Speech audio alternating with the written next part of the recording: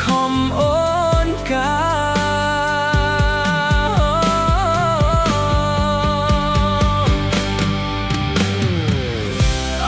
សងសាខ្ញុំពេលនេះចិត្តការនឹងគេស្ដាប់សំដីអូនចប់ដូចបែកដេមកភ័យធ្នេ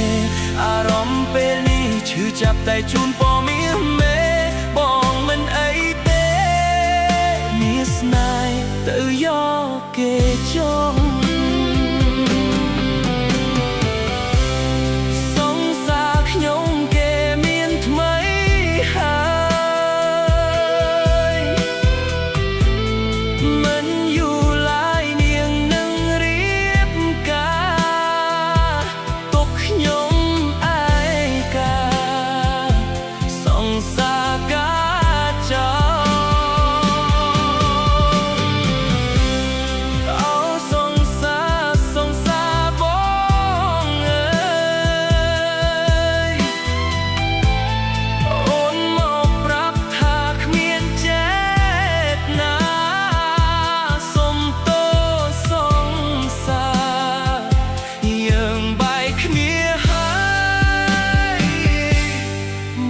ក្រហម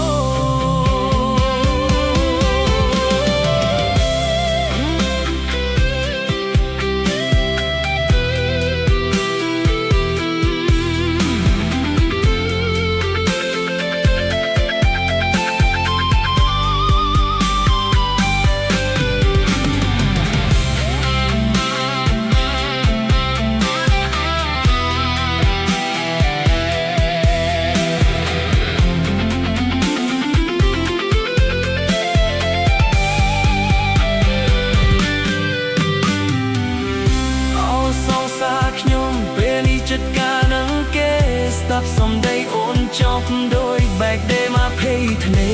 អារម្មណ៍ពេលនេះឈឺចាប់តែជូនព័ត៌មានមេបងមិនអីទេនេះស្នេហ៍ទៅយកគេចំ